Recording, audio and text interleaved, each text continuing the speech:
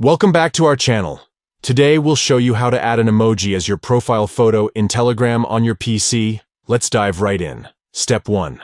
Open the Telegram app on your PC. Step 2. Look for the lines icon located at the top left corner of the page and click on it. Step 3. From the options that appear, click on Settings. Step 4. Next, click on My Account. Step 5. To change your profile photo, click on the camera icon displayed on your current profile picture. Step 6. Now, select Use an emoji to proceed. Step 7. You can choose a background color for your photo by tapping on any color displayed. Step 8. To add the emoji or sticker, simply select it from the available options. Step 9. Once you're satisfied, click on Save at the top.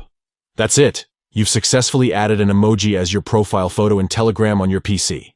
If you found this tutorial helpful, please give this video a thumbs up and subscribe to our channel for more informative content.